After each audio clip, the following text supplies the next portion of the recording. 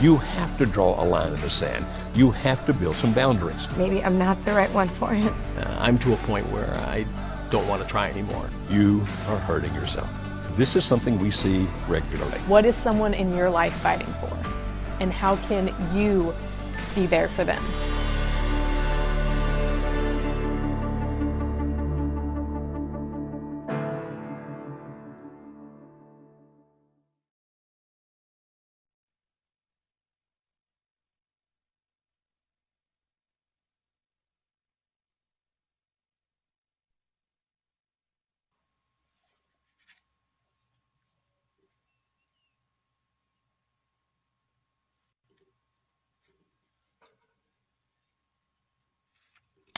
Welcome to Marriage Helper Live. This is Dr. Joe Beam. Hopefully you guys are hearing me today. I'll find out from our crew here in just a moment as to whether I am being heard or not. We have a bit of a technical difficulty going on, and we don't quite know how to fix it. But apparently it's working today, so thank you for being with us. Let me tell you about the weekend before we get into the questions today. And, oh, by the way, if you'd like to call in and talk to me, let me give you that number now. It's 657-383-0812. That's in the U.S., so if you're dialing internationally, I think it starts with a 1 or a 01, according to where you are. But the telephone number here is 657-383-0812. Now, if you want to just listen, then you can do that. But if you want to talk, then as soon as you hear that answer, press the number 1, and it puts you in the queue to be interviewed by our call screener, and then that hopefully can get you to me, and we can talk to each other. But just before I take the first call, let me tell you about this past weekend in our Marriage Helper online workshop. You understand that, of course, what's happening over the pandemic and the virus all over the world is that gatherings of people are being discouraged, and I buy into that. I think it makes sense. Let's do what we can to get rid of this pandemic as quickly as we can. And so we have started doing an online version of our intensive 3-day workshop for marriages that are having troubles. We've been doing the in-person version for 21 years and continuously see a tremendous amount of success with people being able to salvage their marriages, fix their problems, make their marriages good again. Not perfect. I don't think anybody has a perfect marriage, but good marriages, and go on from there. And so because of the pandemic, we decided we would try it online. The first one we did a couple of weeks ago with tremendous results. And then did another one this past weekend, one that just ended a couple of days ago, and again with tremendous results. And so if you've been wanting to come to one of our workshops, but it has been difficult because of the fact that, it's too expensive to get to Middle Tennessee, hotel room, airfare, plane, food, all those other kind of things, then now you can save all of that money by doing it online. And so if you call us at our office, and that's, let's see, I always forget the toll-free number. I'll give that again later because I'm sure one of our team's going to text it to me. But right now, I'll just give you the regular number here in America, and that's 615-472-1161. That's 615-472-1161, and you can find out more about our workshops there. Or contact us through marriagehelper.com. That's marriagehelper.com.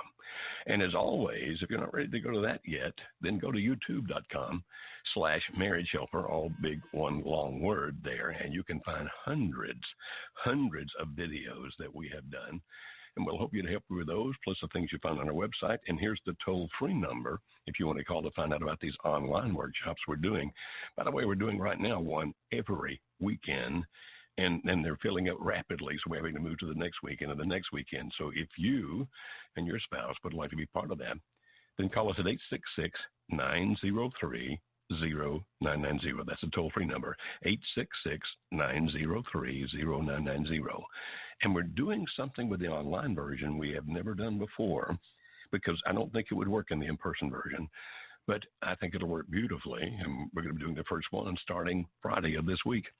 We're doing a solo spouse online workshop, which means that if your spouse won't come with you, if your spouse won't participate with you, you can still be part of our workshop, and we've never done that before. And it's a workshop specifically for the solo spouse who wants to save the marriage. So in addition to coming with your spouse to be part of this marriage, or be part of this workshop, I should say, you can also come as an individual to the special workshops we're doing for the solos. And again, you can find that out by calling our office at the number we've already given, and contacting us through marriagehelper.com or any way you wish. Now, that toll-free number again is 866-903-0990. Okay, let's go here to the call today. We're going to go over to New Mexico and talk to Ryan.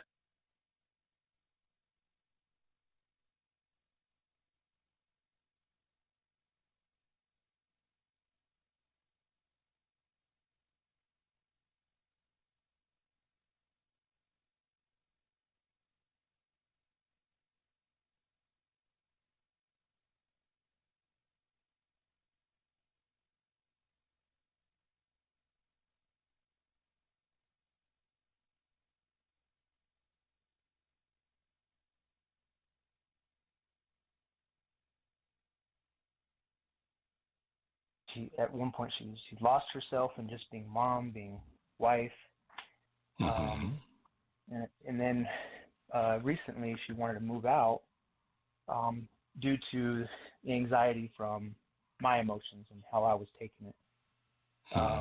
So I actually had a few sessions with one of your coaches that helped out tremendously. I feel like we've had a really good couple of weeks. And to the point where, and during all this time, we were having sex and a good time, and the kids were around. But it's now come out that she's angry with the changes that I've made physically. She's still working through her emotions on how to love me again. Can you help me understand something? When you say that she's angry with the physical changes you've made, what does that mean? Well, she's always been very fit, and not that I was obese, but I needed to probably lose about 40 pounds, and since February I've actually lost right at 40 pounds. And so she says, why now? Why I've asked you before, and you haven't done this. And, I didn't have a good excuse. There's no reason to have an excuse for that. All right, so how are things today? So things are fine. We're fine around the house. But the other day she mentioned that she's struggling with her emotions, and she just wants to be sex friends. And I don't know how to take that. I'm sorry. She just wants to be what? I didn't hear. Sex friends. Sex because we have been having sex, but I've brought more of the emotion, the kissing, and more of the intimate part of it. And she kind of seems to just want to do it for maybe the physical release. I don't know. I understand. Sure. Sexual release, it makes sense. So let me tell you something. I'm going to not tell you something. I'm sure I can't talk today, right?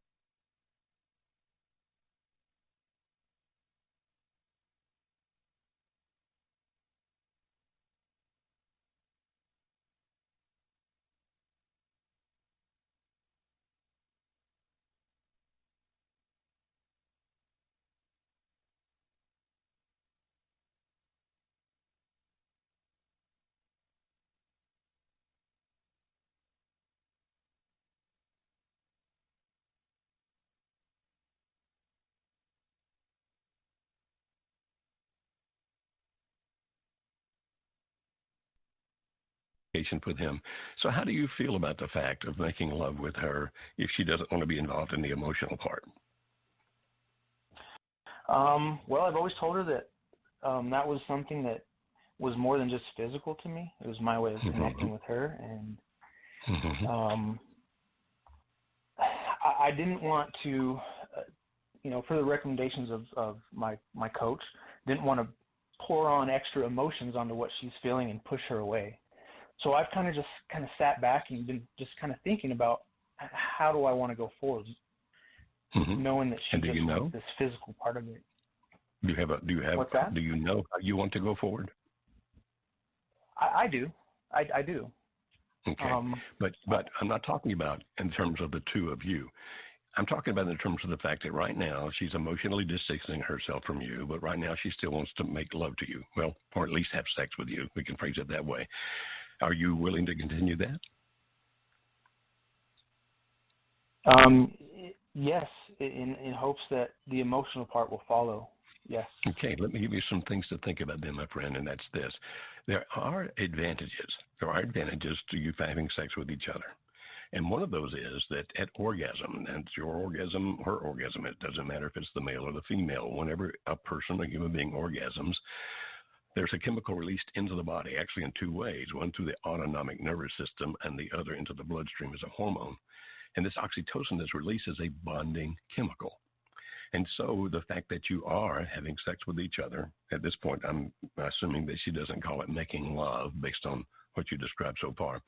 But the fact that you're having sex with each other can actually increase the bonding between the two of you. Now, I want you to be careful, though, as you think about that. You're saying, okay, I hope that it leads to this. I can understand that, and there is a possibility that it may.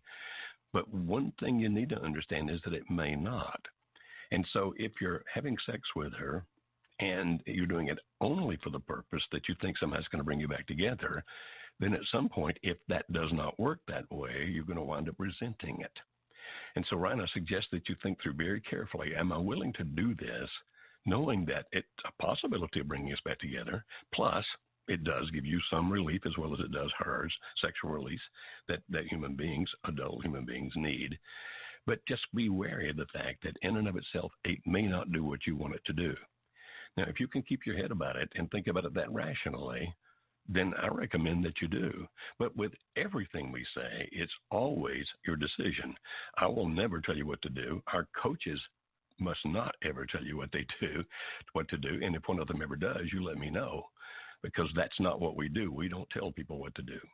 We help you by asking questions. We help by teaching. We help you by helping you think things through. But ultimately, it always has to be your decision, not ours. But I would suggest, if it feels good to you, that you keep making love. It'll be that on your side. It won't be that on her side for a while. And it does have a possibility. But please don't get totally upset if it doesn't work like you want it to. And now we're going to move over here to Michigan, and we're going to talk to Monica. I can't talk today, Monica. I'm so sorry. How may I help you? Hi, Mr. Bean. How are you? Well, I'm doing well. How are you, Monica? I'm doing okay. I had a quick question. My question was, when enough is enough when it comes to a marriage? Been married for 12 years, and we recently divorced last year. It's going to be about 7 months now. Both parties, we married very young, very, very young, 19, 20 years old. Didn't really know the world very much. And we have children together, and both parties had infidelity. Me, myself, I had a lot of brokenness within me. And so I confessed to him years later about it, turned my life around, and never went back ever since. For him, he ended up had an affair, and it prolonged for about a good 2 years. And things did not go very well. He was in the seminary trying to become a pastor, and things just went downhill from there. Things didn't go very, very far. We ended up filing for a divorce. But what he mentioned was he wanted to file a divorce to restart the covenant again, to redo the covenant. So I was waiting. I've been in therapy for about good 3 years now, trying to cope with the infidelity that has caused in my marriage and why I did it. And it traced back to sexual abuse. And I've literally trying to find myself. But my question to you is, when enough is enough?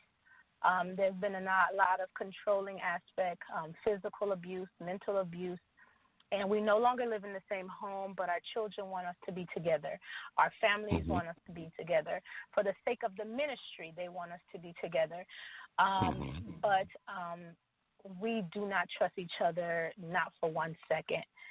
So has the abuse been in both directions then? Have you been abusive toward him like he's been abusive toward you? I would say like verbal. Yeah, I've said a lot of hurtful words. I've said a lot of hurtful things for sure. So you guys kind of had a toxic relationship going on there. And you've been divorced for how many months now? 7 months now. Okay. And does he have any interest, as far as you know, any interest at all in trying to put things back together the right way? He wants us together. However, the right way is I have to be able to deal with what he's doing. For instance, he will have female friends. He will continue on having relationships. He will feel like that boundary that you think so when you say he will continue having relationships, you mean he'll continue to have friendships or he'll continue to have relationships? What does that mean? Well, I guess you can say like he would want me to accept whether he tells me or not. For him, he feels like even if he has a relationship with a female that he's trying to help, he likes to do acts of service a lot. So he's talking about he's not talking about having sex with the other people, is he? No. Okay, but he's saying he's not going to be regulated where he couldn't do ministry with another person because of your objections. Is that what you're saying? Right. However, I would want him to be open. Say if he needs, if someone needs help, if someone needs this and that. I got it. Hey, here's my question for you, Monica. Here's my question for you. Are you a controlling person? No, not at all. Does he feel like you're a controlling person? I haven't heard him say anything about me being controlling. However, okay, I'm just trying to understand his reasoning for the fact that he'd say, I'm going to keep doing what I think I'm supposed to be doing, but I'm not going to be telling you about it. And I'm trying to figure out why. Why would he not want to discuss it with you? Why would he not want to be open? And typically the reason would be is because of the fact that I think that you're going to somehow try to control or dominate what I do. But you're saying that's not how he feels as far as you know. Is that correct? Right. To me, I felt like if both parties were not not intimate, but both parties have broken the marriage. Both parties should be able to show how trustworthy one another is. So if I'm working hard, letting you have my phone, if you need to know where I'm at, if you needed to track my phone, if I'm doing that every day and showing him that I am open to redoing the relationship. Right. And if you guys I think that should ever to put this back together, then it's going to have to be just like that. There's no doubt about it. So that you can feel trust toward him and him feel trust toward you. But if there's some reason that he's doing that, okay, and there is some reason, I just don't know what the reason is, obviously. For example, sometimes when people don't want to be accountable like that, it's because of the fact that they're doing things they don't want their spouse to know about. And that's not a good sign. Sometimes when people refuse to be accountable with things like that, it's because they just want to be so blooming independent that nobody ever has any control over me. That's a different animal. Some people do it because of the fact that it's like, I won't be able to function because you're going to act like my mom, and I can't do that. So whatever the reason is, if it's on that one end that I started with, where it's like, I don't want you to know what I'm doing because I'm doing something that you won't like, then that ain't going to work, if you'll allow me to use a Southernism here, because it's going to have to be, well, how can you trust him? But if, on the other hand, the reason that he's reticent to do it is because he feels like he's going to be controlled, dominated in some fashion, it's still just as bad, but just in a different direction, because you still can't put it back together. You say, how long is enough? How long is it? When is enough enough? Only you guys can decide that, you and him, both of you together. But if you choose to put it back together, I think that you're going to have to sit down, in my opinion, and of course I'm just giving my opinion here. In my opinion, you'll have to sit down with a third party, a neutral party, who knows what he or she's doing, to plan out how that would be, so that he can feel free to do his ministry, but at the same time you have the security that you need. And it may not be easy to figure that out. I don't mean it might not happen in one 1-hour session. It may be that you guys are going to talk through a lot of things and get through a lot of things. But if you can find a way where you can have security, but he can also feel free to do ministry, then you can put it back together. And now, generally speaking to everybody else out there, if you ask that question, well, is there ever a time to end it, to give up?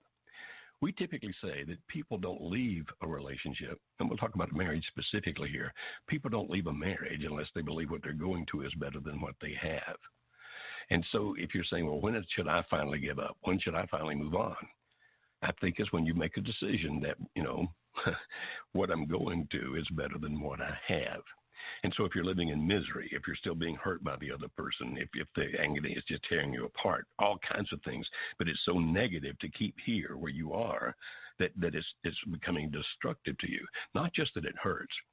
Hurt's going to happen, but that it becomes destructive. It becomes damaging to you, or it becomes damaging to your children. And the only way you can stop that damage to you and or your children is to finally say, I'm moving on. And then you do.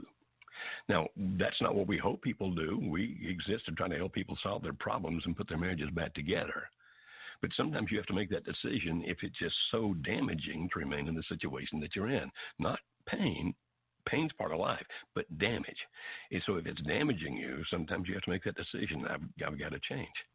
Now, that does not mean the marriage can't be put back together, but it does mean you have changed the way you're viewing it because you are deciding to move on with your life. And believe it or not, we have seen a lot of marriages actually start putting back together after that decision is made by the one who's been standing. Now, hear me very carefully. I'm not saying that you move on because it's a tactic to somehow manipulate your spouse into wanting to come back. If you do it that way, if you try to make that a tactic, it's going to blow up in your face. It's going to turn out very, very badly. We're not talking about something to manipulate the other person. I'm just saying that if the situation that you're in is so damaging to you or your children that you have to end it, then end it and move on with your life. But please still be open, please. Obviously your choice, but please still be open that if something happens so that your spouse has a turnaround, that you still will consider putting it back together. But it's not something you're living for every day like most standards are about how do I make this work. And so if I'm hoping I'm making sense with that. I really do hope I'm making sense of that. All right, so now we're going to go to Arizona, and we're going to talk to Chantel. How are you today, Chantel? I'm good. How are you? I am rocking and bopping. What can I do for you? I just have some questions. So I discovered that my husband's been in an affair since November. He hasn't admitted to it with a coworker, and he kind of shared some information with me about a month ago about he just felt like I never put him first. He felt like I hurt him because I wasn't there when he needed me. And then he kind of shared some, sexual frustration I think led him to feel unloved. And I know you talk a lot about, in addition to the pies, like kind of addressing those core issues of the relationship. Mm-hmm. And I'm just not sure kind of how you even address that piece, because I feel like there's this huge wall of that hurt and, obviously the pull of this other woman. So I'm kind of stuck there. So the things that he talked about, the hurts, the frustrations, did they sound to you like they were real, or did they sound to you like they were part of his excuse for what he's doing? He kind of cried a little bit to me because I'm pregnant. I'm due in 2 weeks with our second baby. So he kind of cried a little bit when he talked about it, and I could tell there was some true emotion there.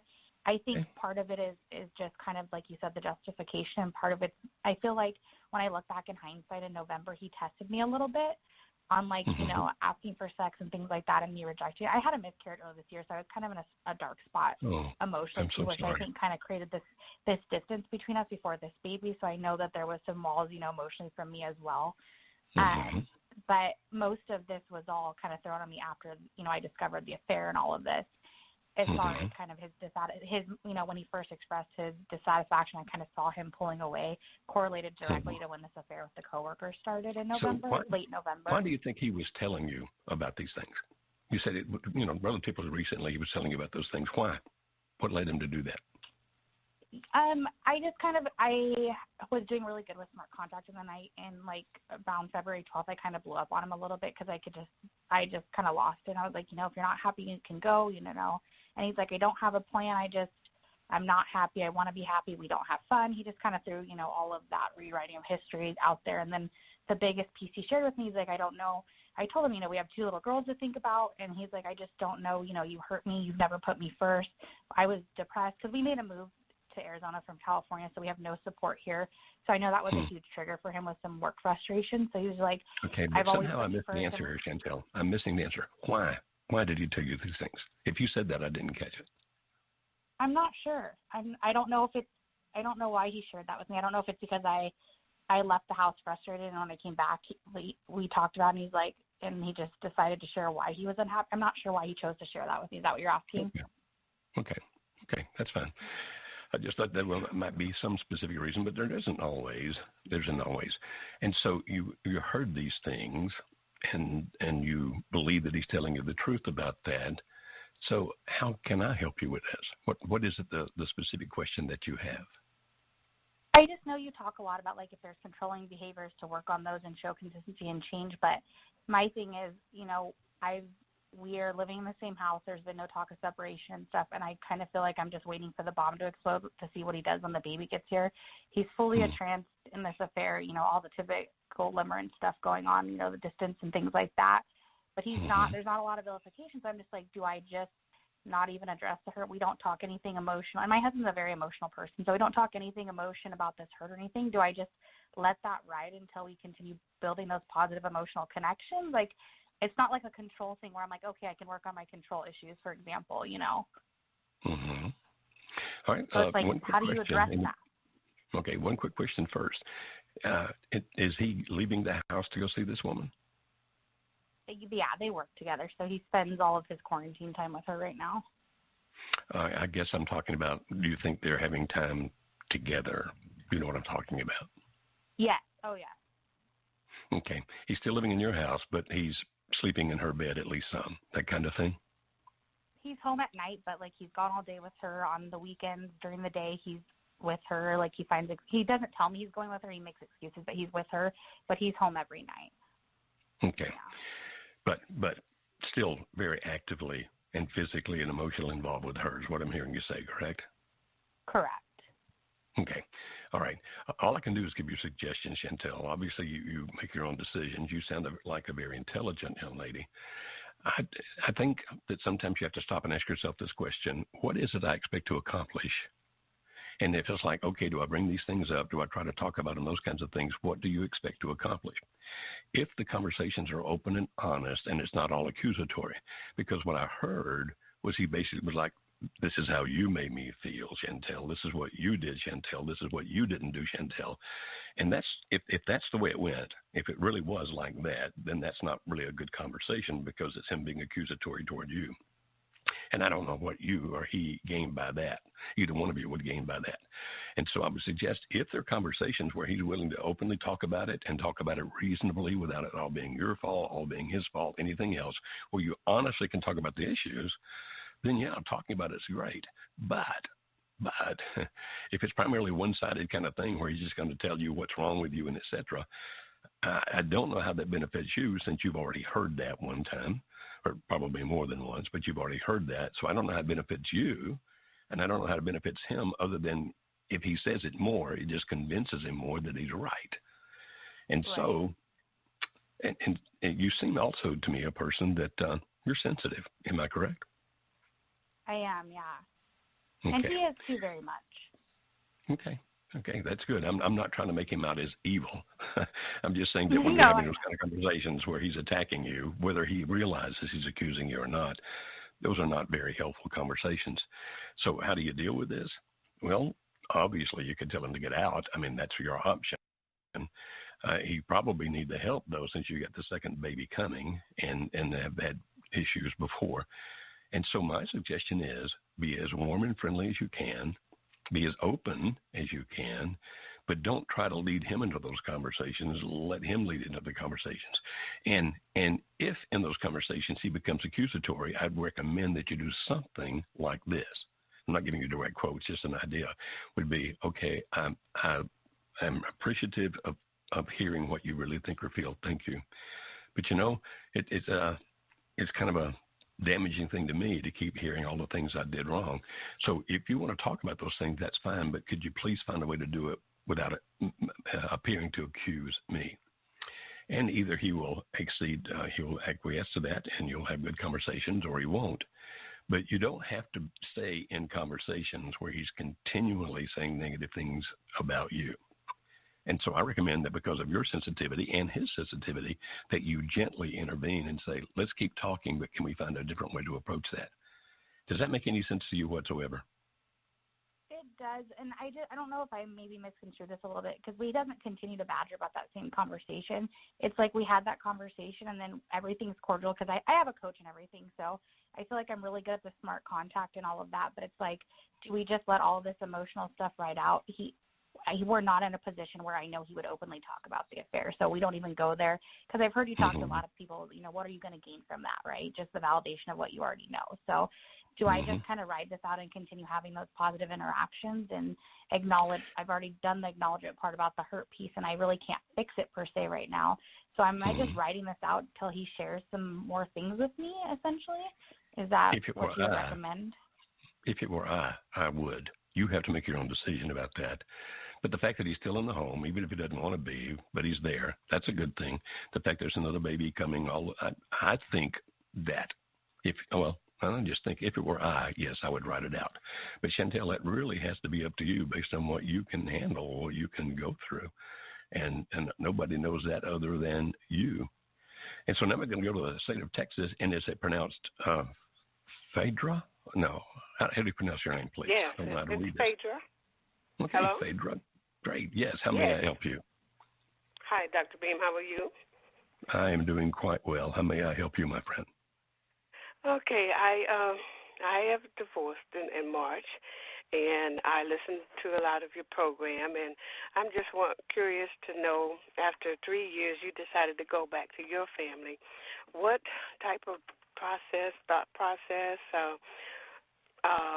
what led you back? Is it just, I'm just wanting to know how to pray, even if I should continue to pray.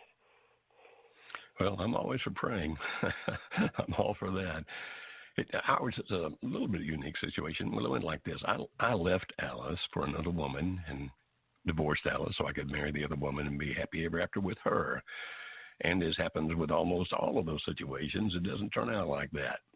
So I never did wind up marrying the other person. The reason when the thing fell apart with the other person, the reason I didn't go back immediately was because to justify all the things that I was doing, I had so vilified Alice that I'd convinced myself she was just a bad person. That was a bad marriage. It was all bad, and why in the world would I go back to that mess? I had convinced myself that much. And so when the thing fell apart with the other woman, I went off and pursued a bunch of other things. Alice, in the meantime, stood strong. She stood strong with me about what she was going to get in a divorce. I mean, she wasn't mean, she wasn't vicious, but she didn't let me run over her. And she stood strong from that point on. And Alice actually began to develop into even a better human being than she was before. I mean, she was really good before, but I'd convinced myself otherwise. But she became even a better human being. She worked outside the home for the first time, and she did quite well at that, and she did other things. And finally, because she accepted the fact that I wasn't coming back, she started moving on with her life. And it was that point, the fact that what we talk about is this, there are pushes and there are pulls. And what had pulled me away from Alice was that other woman. She didn't push me away. She certainly wasn't perfect, but she didn't push me away. It was that other woman that pulled me away. And now Alice is pulling me back because of the fact that I'm seeing all the strength in her. She's becoming even more effective as a human being. She's becoming more awesome as another way than she was before, physically, intellectually, emotionally, and spiritually, what we call the pies. Now, she wasn't doing that just to get me back. She was doing that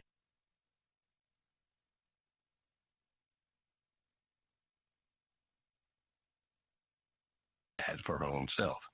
And like I said, she finally started dating this other guy, and that was going really well. I don't believe what they have unless they believe what they're going to is better. I finally realized for my beliefs, my morals, the person I used to be, the faith I used to have in God, the love I have for my children, et cetera, it's better to be with her than to be where I am now, doing what I am now doing.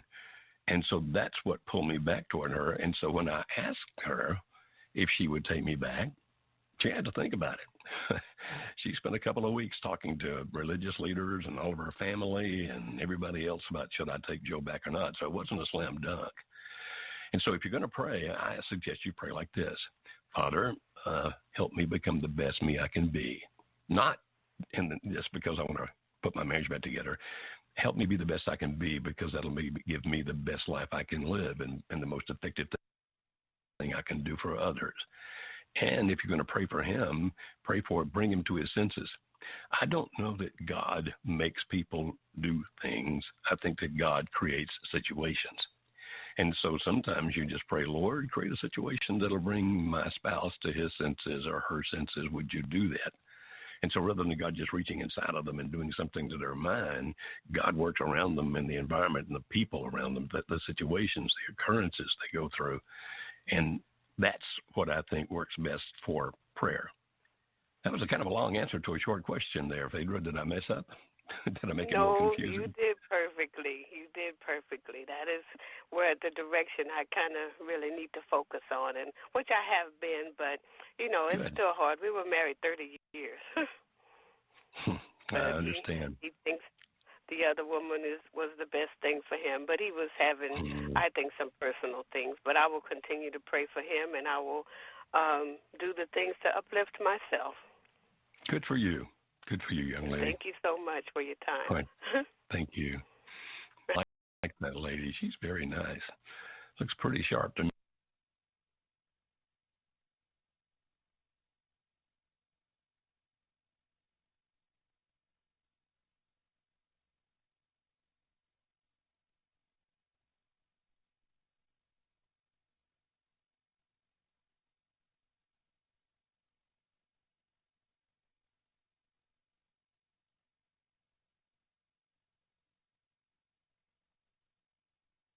Me too. Okay, let me come down here.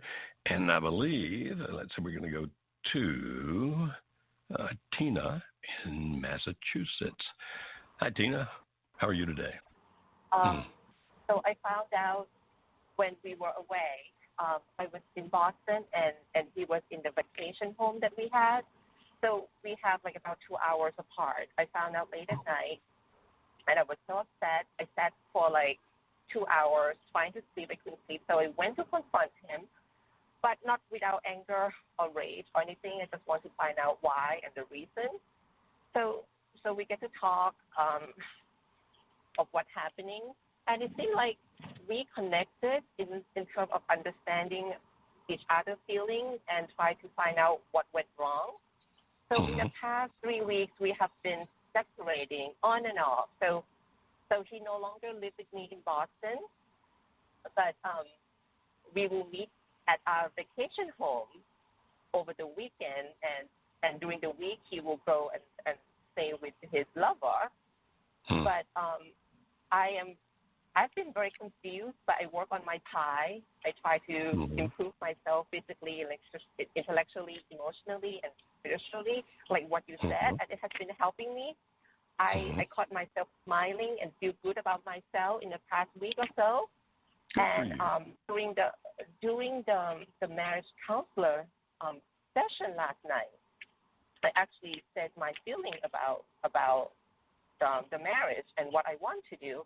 I actually said to him that I feel like the only focus that I have right now is myself, and I want to be the best of myself.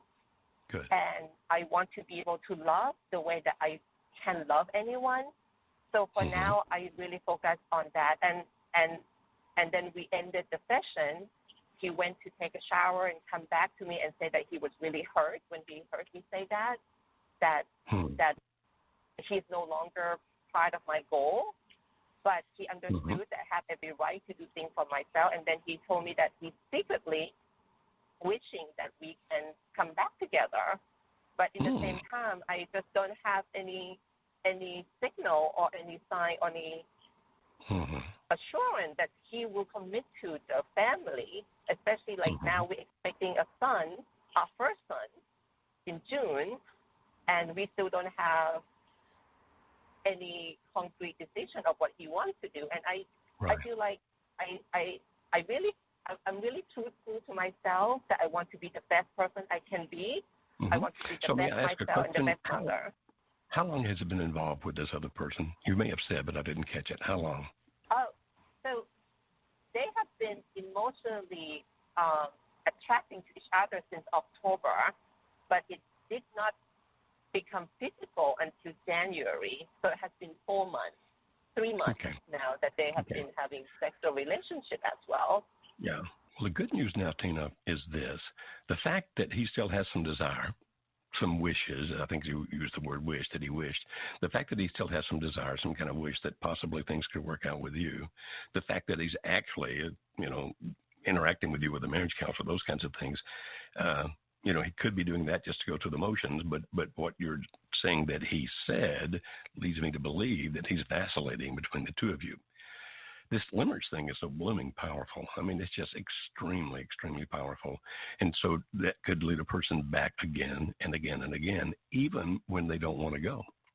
One of the characteristics of limerence is quite often the case, not always, but quite often the case in limerence, is the person feels like they have no control over themselves. I can't control my emotion. Yet there's a part of him that still wants to be with you. At least that's what he said last night. There's a part of him that still wants to be with you, yet he's still involved with her. That's as confusing as it can be. Now, because of that, getting him to make any kind of commitment that you can actually count on right now would be tough. You say, well, what do you mean? Because those emotions are still so much in flux, moving this way, moving that way, then moving this way, then moving that way, that at any given moment, if he says, I really want my marriage, and you say, okay, commit to that, it's almost like the next moment. It's not the exact next moment, but a little while later he's going to have these overwhelming limerent emotions that are pulling him, that pull him the other way.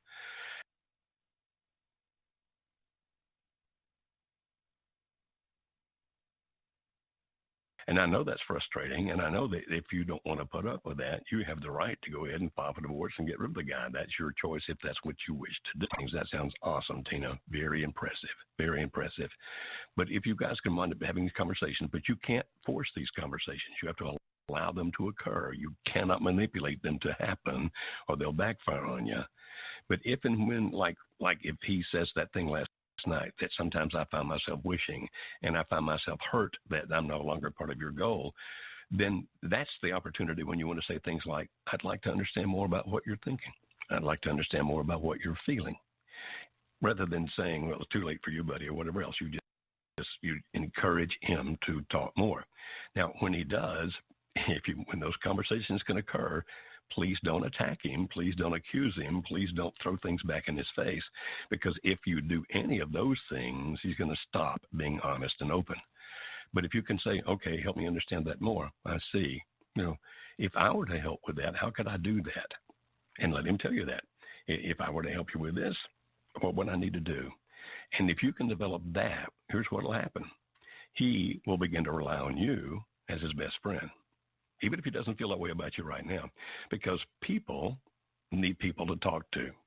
Now, when a person is in such full-fledged limerence that they can't think about, even comprehend talking to anybody else, it's always going to be the affair partner that they talk to.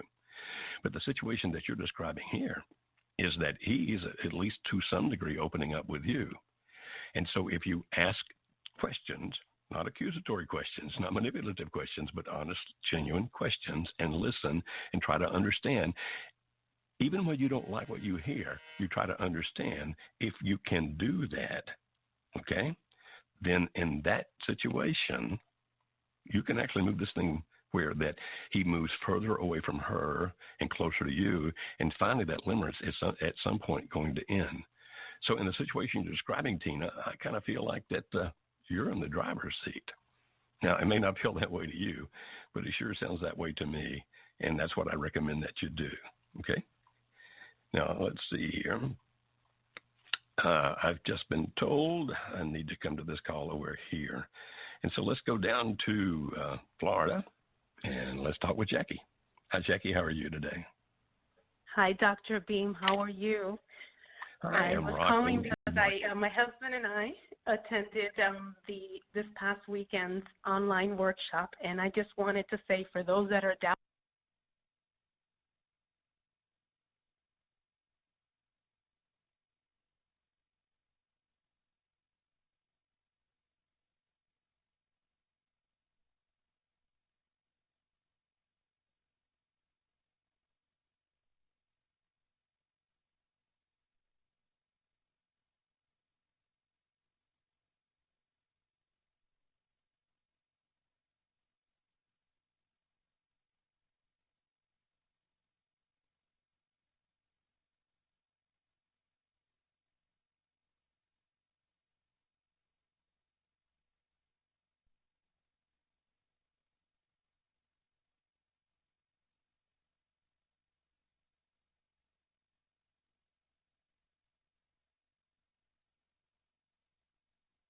me very, very happy. Thank you.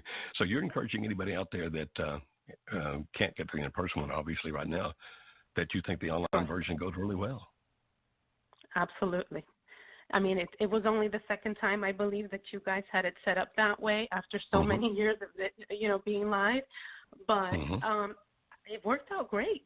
It worked out great. The breakouts, just everything was just awesome. And you got him to really, really pay attention. And that was important. And it is important to me and to us. I really do appreciate this call. You're so kind and gracious to do this. Thank you, Jackie. And again, I'm telling you, made my day. I remember you well, young lady. The one cool thing about doing the online workshop, when I'm doing the in-person workshop, because people are all sitting in different places, I'm looking at that side of the room and talking, and then later at that side of the room.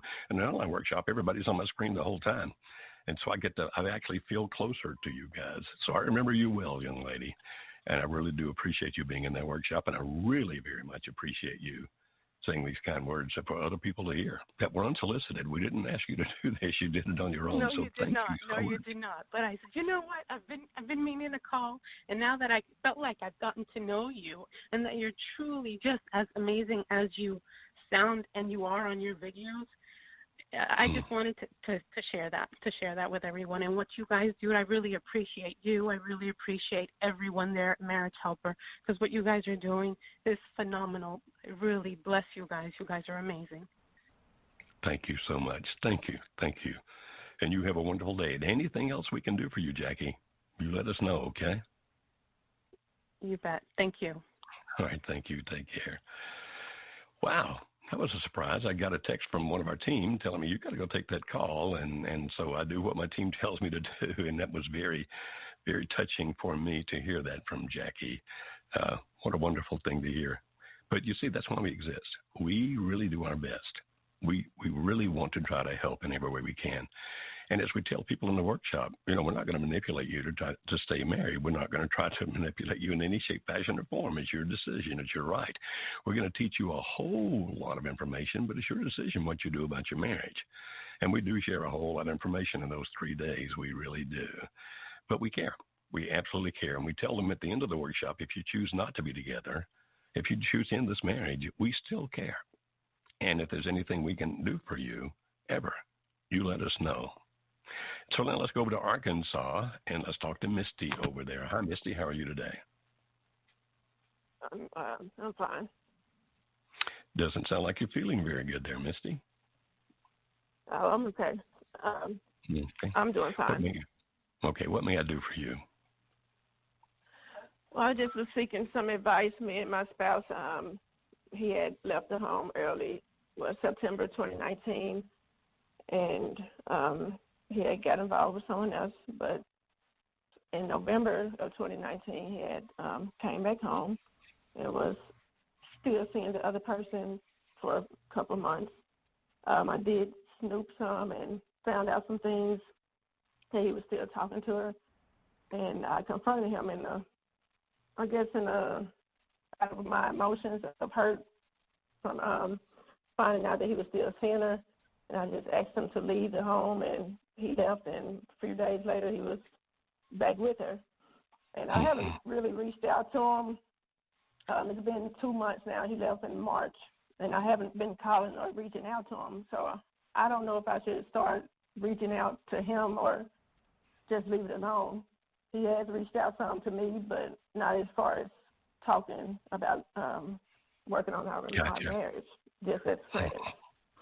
Gotcha. Misty, by any chance, have you heard us talk about smart contact? I have heard it. Okay. I did it when he came back. I did it for a couple of months, but I snooped, and that's what led to this. Well, welcome to the human race, Misty. None of us does it perfectly, not one of us, okay? And it doesn't do you any good to beat yourself up for something you didn't do the best way you should have done it. I'd like to give you a gift. If you don't already have it, I want to give you our Smart Contact Toolkit. Do you have that by any chance? No. Okay. Our crew's listening. They'll be writing down your telephone number right now. And I want to give you that. It's called a Smart Contact Toolkit. It's about an hour and a half of videos, broken up into shorter videos, but about an hour and a half altogether. And it'll guide you through more about, okay, should I reach out to him? Should I do this? Should I do that? I can explain a lot more about that in the hour and a half of that Smart Contact Toolkit than I can here. And so if you'll allow me, I'll just give you that as a gift from me, and they'll be calling you about that. And then if after you go through that, if you have further questions, then call me back, okay? Okay. All right. Thank you. All right. Thank you, Misty. That'll be coming up to you soon. Okay. All right. And now we're going to go to Newfoundland. Let's see if I can do this right here. Okay, we're going to go to Newfoundland, and we're going to talk to Laura up there. Laura, how are you today? I'm good. How are you today? I'm doing quite well. How may I help you, my friend? Good. Well, I've been listening to you online to try to cope with my situation, and some days I feel like I'm doing well, and then other days I just crash. My husband left me in November of 2019. He's left before about 5 times for a month at a time, and then 2 months at a time, and then he'd come back. And this time he left in November. He took everything. He said that our personalities don't go well together. The last 3 years he's been living here with me as a roommate.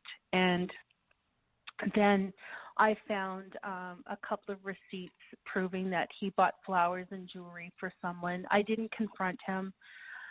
He was quite angry. I was what they call the perfect wife, the people pleaser, and I guess it just wasn't enough for him, and he left in November, and then for the past 2 weeks he's been texting me here and there, how's it going, what's new, kind of stuff like that.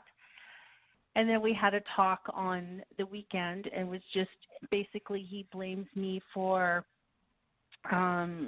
being too excitable, being too pleasing, not being thin enough.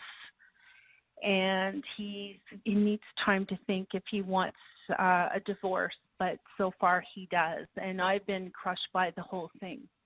I'm so sorry. May I ask a couple of questions about his personality?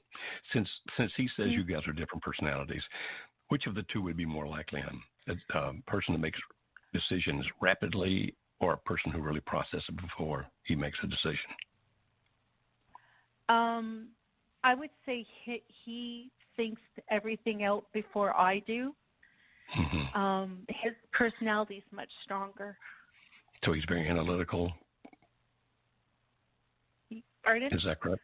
Very analytical? Yeah, very. Okay. And when it comes to expressing his opinion or will, is he pretty powerful in that, or is he kind of laid back when he does that? No, he's powerful. Okay. All right. Now, obviously, I can't assess everything from those few questions I just asked, but it gave me an idea about what he is like. And you, as you describe yourself, you're the people pleaser. You love people. You care about people. Loyalty is important to you. Yeah. Okay. Well, he is right in the sense that you're absolute opposites. There's no doubt about that. But that doesn't mean the relationship can't work. You understand that when people are absolute opposites, and you two are, based on what you've described, you have to approach things a little bit differently. In other words, you can't just always just be you and him always be him, just be him. So this is actually salvageable. So if you would ask that profound young man, look, since, you think you want a divorce, why don't we do this thing with, Dr. Beam, his outfit down there, because they can help us think through our personality differences. Okay?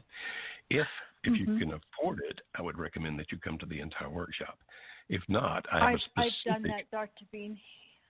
You did that? And what did he say?